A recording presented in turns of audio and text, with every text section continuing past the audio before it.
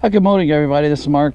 I'm going to do a little session here with my coffee. The session of my PJ in the hanger shop. I get up in the morning, I come out here and I do stuff, usually in my PJs. So I'm thinking of making my channel name PJ in the shop hanger, or hanger shop. So I wanted to show you my release stooge for the control line airplanes. I call it the control line airplane launcher. This is what the unit looks like when it's all assembled. You just need to provide a battery and provide the board here. Everything else in my kit that I put together is included, and it's ready to bolt down and work. I cut these bell cranks right here out with the new laser that I have, and it works pretty good. These parts probably ought to have a little bit of lacquer or something put on them in order to provide security against the humidity. Sounds like my charger is done. We'll take that off. So here's the kit. It comes with the bell crank, it comes with the actuator, the key fob, the receiver. The receiver is charged. It comes with the hardware to mount the actuator, the screw for the bell crank, and the release block, and some wires that are ready to go. All you have to do is locate the parts in the right place on the board, drill the holes to pilot the screws, and fasten the screws down. I'll show you how it works in a second. First, a little sip of coffee. Coffee's important. Don't forget that. Coffee's important. So, boy, the weather was absolutely perfect earlier today. And true to form, I just kind of messed around and missed the day. Here's my shoestring.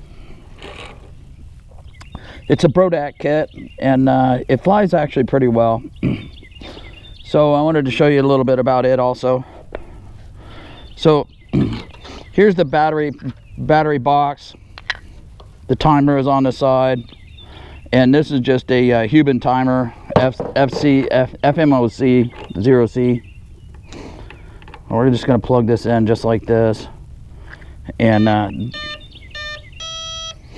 it's ready to go. And this is a pretty neat feature that Brodak provides for their hood or their cheek cowl here. And I made this latch. I made some pictures of it. There's just a little wood catch in here, and you just pull that back, and then this comes back off just like this. And you can see in here the mechanism. It works like this. And to put it on, you just push it in and it snaps in place. I think that's pretty slick myself, but then again, I'm pretty easily amused. So to get this thing ready, I have a little loop on the back of the airplane right here that goes in this notch, just like this. I close that. The airplane's latched up, and it's ready to go. What I'm going to do is I'm going to square the airplane up here just a little bit, and we'll arm this timer. Push the button, and it's ready to go. I have my key fob. When that airplane gets going, the motor gets running, I just push the A button and let the airplane go. I'm in no hurry. Yeah, it'll be okay once that motor gets running. So my timing is about 30 seconds or so. Here it goes. And the wind is going.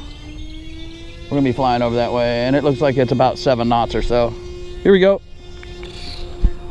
Oop. That was a little bit wild, eh?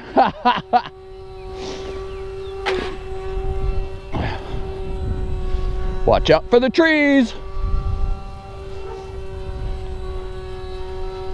So I just fly over here.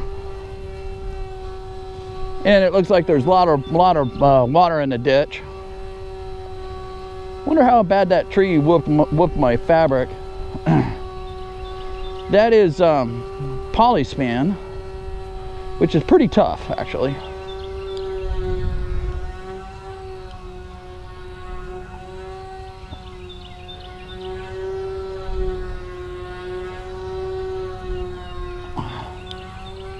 This airplane flies pretty good.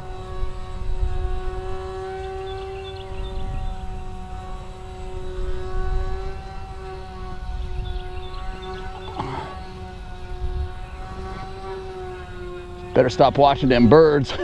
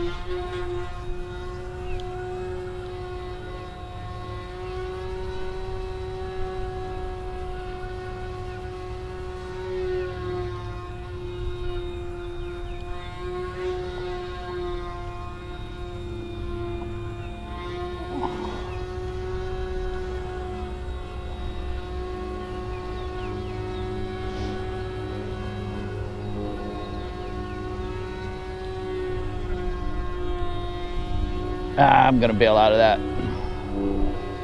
That's gonna take me over into the sun. So this can be a little bit dicey getting back down. When the motor cuts off over the ditch here, you know, it can land in the ditch. That's not so good.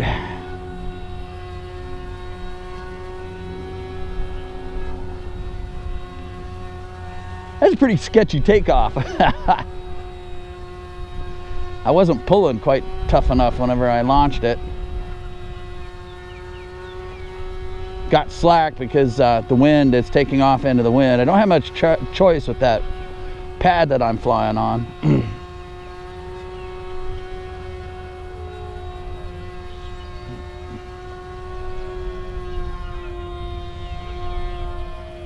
Too slack. Bail out. Ha, the dogs like the airplane.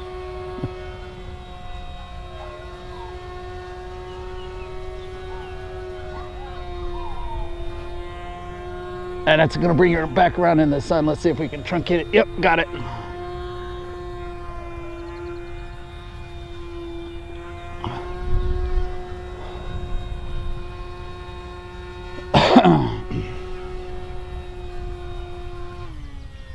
And that's it.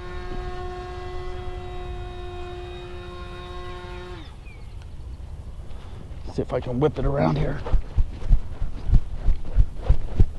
Yep, got it.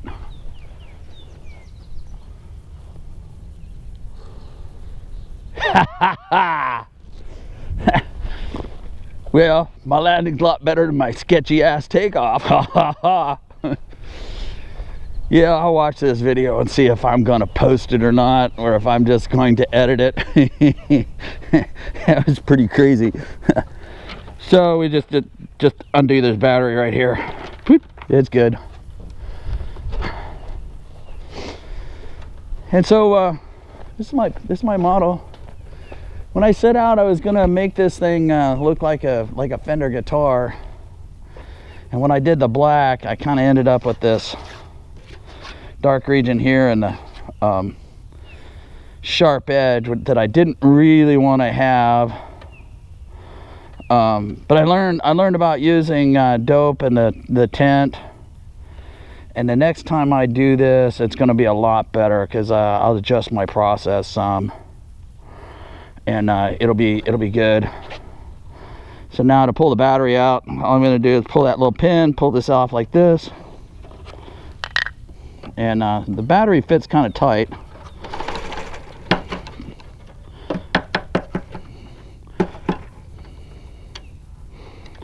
So it takes just a little bit of finesse, and there's a lot of load, and the batteries are still getting just a little bit warm, not as hot as they were.